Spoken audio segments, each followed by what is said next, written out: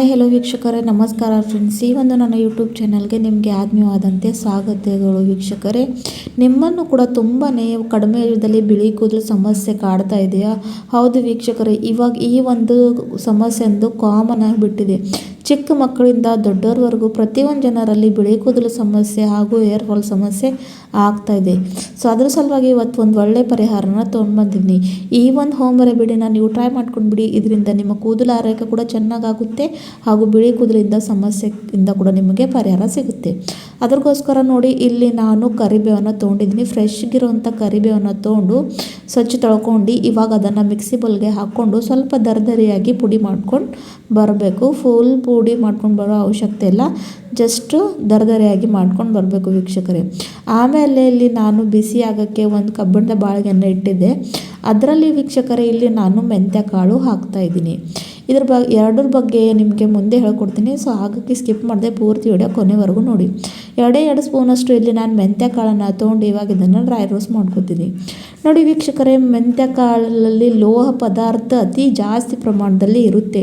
ಇದರಲ್ಲಿ omega 3 fatty acid, vitamin C ಇರೋದ್ರಿಂದ ಇದು ಕೂದಲುದ್ರ ಸಮಸ್ಯೆ ಅಂತೂ ಕಡಿಮೆ ಮಾಡುತ್ತೆ. ಜೊತೆಗೆ ಡ್ಯಾಂಡ್ರಫ್ ಪ್ರಾಬ್ಲಮ್ ಇದರಿಂದ ಕಡಿಮೆ ಆಗುತ್ತೆ ಹಾಗೂ ಕೂದಲು ಎಷ್ಟೇ ಡ್ಯಾಮೇಜ್ ಆಗಿರಲಿ ಅದನ್ನು ಸರಿಪಡಿಸುತ್ತೆ ಹಾಗೂ ಕೂದಲು ಆರೈಕೆಗೆ ಇದು ಬಹಳಷ್ಟು ಒಳ್ಳೆ ರೀತಿಯಲ್ಲಿ ಕೆಲಸವನ್ನು ಮಾಡುತ್ತೆ.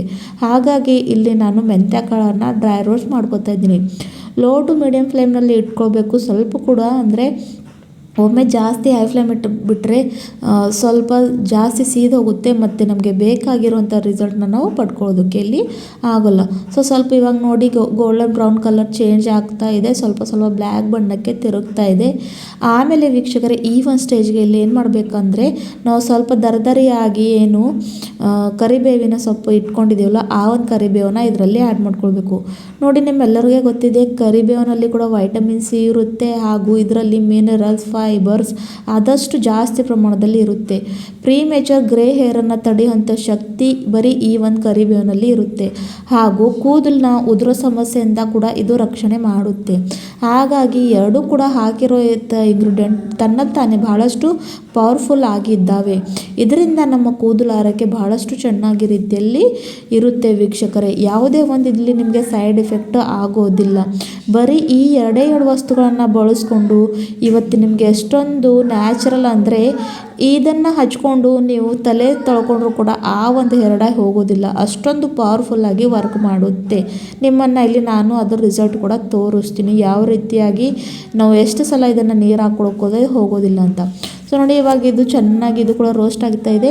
ಪೂರ್ತಿ 2 ಕೂಡ ಕಪ್ಪು ಬಣ್ಣಕ್ಕೆ ತಿರುಗಬೇಕು. ಅಲ್ಲಿವರೆಗೂ ಇದನ್ನು ನಾವು ಲೋ ಟು ಮೀಡಿಯಮ್ ಫ್ಲೇಮ್ನಲ್ಲಿ ಇಟ್ಕೊಂಡು ಡ್ರೈ ರೋಸ್ಟ್ ಮಾಡ್ಕೊಳ್ಬೇಕು ವೀಕ್ಷಕರೇ. ಸ್ವಲ್ಪ ಟೈಮ್ ಹಿಡಿಯುತ್ತೆ, ಆದರೆ ರಿಸಲ್ಟ್ ಮಾತ್ರ ತುಂಬ ನಮಗೆ ಬೇಕಾಗುವಂಥ ರಿಸಲ್ಟ್ನ ನೀವು ಪಡ್ಕೊಳ್ತೀರಾ. ಸೊ ನೋಡಿ, ತುಂಬಾ ಚೆನ್ನಾಗಿ ಡ್ರೈ ರೋಸ್ಟ್ ಆಗ್ತಾ ಇದೆ. ಮೆಂತ್ಯನಲ್ಲಿರ್ತಕ್ಕಂಥ ಚೆನ್ನಾಗಿ ಏನು ಪೋಷಕಾಂಶ ಇದೆ ಅಲ್ಲ, ಅದು ಭಾಳಷ್ಟು ಚೆನ್ನಾಗಿ ವರ್ಕ್ ಮಾಡುತ್ತೆ ವೀಕ್ಷಕರೇ. ಇವಾಗ ನೋಡಿ, ಇದು ಚೆನ್ನಾಗಿ ಹುರ್ಕೊಳ್ತಾ ಇದ್ದೀನಿ. ಡ್ರೈ ರೋಸ್ಟ್ ಮಾಡ್ಕೊಂಡು ಆದಮೇಲೆ ಇದನ್ನು ಯಾವ ರೀತಿಯಾಗಿ ಅಪ್ಲೈ ಮಾಡ್ಕೊಳ್ಬೇಕು ಅಂತ ಕೂಡ ನಿಮ್ಮನ್ನು ಹೇಳ್ಕೊಡ್ತೀನಿ. ಸೊ ಬಿಳಿ ಕೂದಲು ಸಮಸ್ಯೆ ಯಾರ್ಯಾರಿಗಿಲ್ಲ ಇದೆ ಅವ್ರು ಖಂಡಿತವಾಗ್ಲೂ ಈ ಒಂದು ರೆಮಿಡಿನ ಟ್ರೈ ಮಾಡ್ಕೊಂಡು ಬಿಡಿ. ಯಾವುದೇ ಒಂದು ಸೈಡ್ ಎಫೆಕ್ಟ್, ಯಾವುದೇ ಒಂದು ನಿಮ್ಮ ಕೂದಲಿಗೆ ಹಾನಿ ಇಲ್ಲದೆ ಅಷ್ಟೊಂದು ಒಳ್ಳೆಯ ರೀತಿಯಲ್ಲಿ ಇದು ರಿಸಲ್ಟ್ ಕೊಡುತ್ತೆ. ಇವಾಗ ನೋಡಿ, ಚೆನ್ನಾಗಿ ಇದು ಅಂತೂ ಆಗಿದೆ. ಇವಾಗ ಈ ಒಂದು ಸ್ಟೇಜ್ಗೆ ನಾನು ಇಲ್ಲಿ ಗ್ಯಾಸಿನ ಫ್ಲೇಮ್ನ ಆಫ್ ಮಾಡ್ಕೊಂಡು ಬಿಡ್ತೀನಿ ವೀಕ್ಷಕರೇ. ಯಾಕಂದರೆ ನಮಗೆ ಯಾವ ರೀತಿಯಿಂದ ಬೇಕಾಗಿತ್ತಲ್ಲ ಆ ಒಂದು ರೀತಿಯಲ್ಲಿ ಇವಾಗ ಇದನ್ನು ನಾನು ರೋಸ್ಟ್ ಮಾಡ್ಕೊಂಡಿದ್ದು ಆಗಿದೆ. ಸೊ ಇವಾಗ ನಾನು ಗ್ಯಾಸಿನ ಫ್ಲೇಮ್ನ ಆಫ್ ಮಾಡಿಕೊಂಡು ಒಂದು ಬೌಲ್ಗೆ ಇದನ್ನು ಟ್ರಾನ್ಸ್ಫರ್ ಮಾಡ್ಕೊತಿದ್ದೀನಿ. ಇದನ್ನು ಒಂದು 2 ನಿಮಿಷ ತಣ್ಣಗೆ ಹಾಕಿ ಬಿಡಬೇಕು ವೀಕ್ಷಕರೇ. ಸೊ ನೋಡಿ, ಇವಾಗ ಇದು ತಣ್ಣಗೆ ಆಗಿದೆ.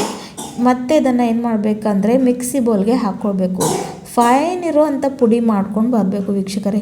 ಅಂದರೆ ಯಾವ ರೀತಿಯಲ್ಲಿ ಮೆಹಂದಿ ಡೈ ಹಚ್ಕೊಳ್ತೀವಲ್ಲ ಆ ಒಂದು ಹದದಲ್ಲಿ ಸಾಫ್ಟ್ ಇರುವಂಥ ಪುಡಿ ಮಾಡ್ಕೊಂಡು ಬರಬೇಕು.